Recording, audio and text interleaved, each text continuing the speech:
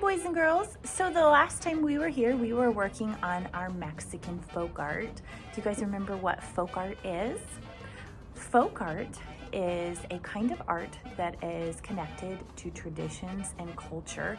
And the culture that we're talking about is the culture of Mexico. We also created a tin art, which is an actual form of Mexican folk art where they emboss or cut or press into or solder. We used a process called embossing. Do you guys remember what embossing is all about? Embossing is when we take some kind of tool and we press into our tin to make it kind of pop out, which is called a relief, when something kind of pops out. So what we're going to do today is we are going to add color to this, and you get to decide which side that you want to color today, but that will be the one that we will see in our artwork. So let me show you how we're going to do this today. Okay, so today we're going to get back our piece of tin. Just as a reminder, our edges are sharp like metal. We don't want to get cut, so be very careful when you hold it with the edges. We want to kind of, when we pick it up, we want to put our fingers here, and we don't want to rub our fingers along the sides.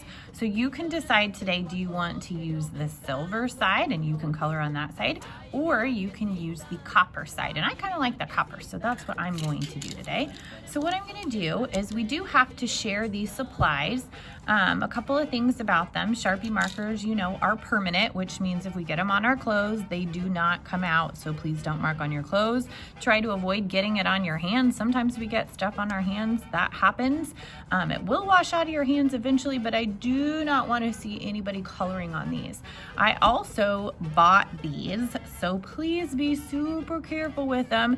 I don't want them to dry out, and we have to use them at least for the rest of this project and hopefully for the rest of the year. So make sure that when you're done with them, that you cap your marker good and tight.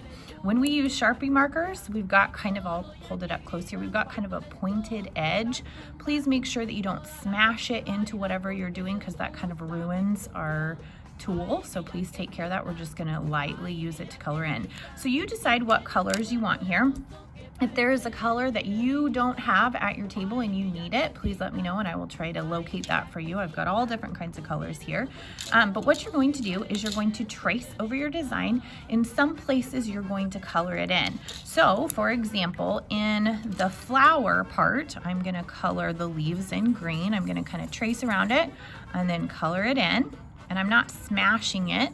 I'm just lightly kind of rubbing it over the top. You don't want to rub your fingers over it because it will get on your fingers. So make sure that you start kind of on one side and work your way. I kind of start in a corner and work my way down, but it's up to you where you want to go, but please don't put your fingers back over the top of it.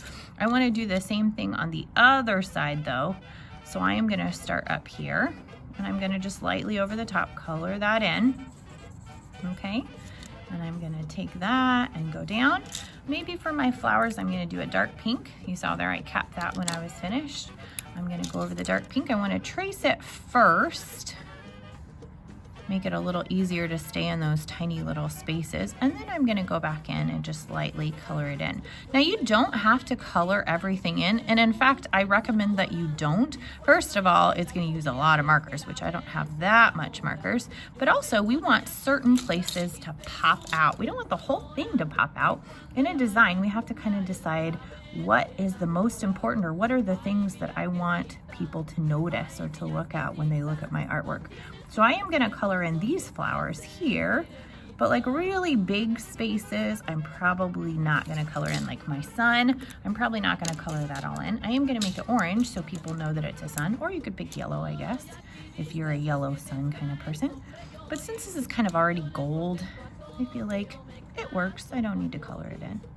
So I'm gonna kind of trace around this here just so it kind of pops out a little bit. Okay.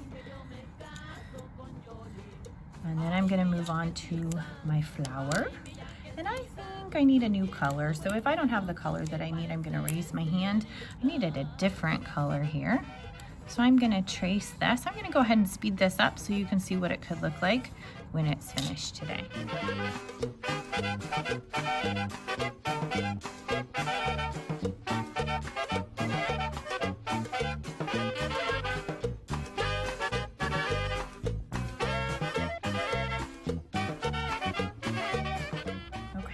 As you can see, I'm very carefully going to pick this up. I I have finished my design. Take a good look at it and see if there's anything else that you want to do when you think you're finished.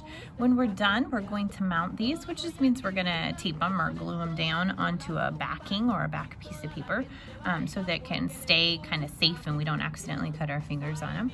But this is what it's going to look like when you're finished. So good luck, boys and girls. Make good color choices.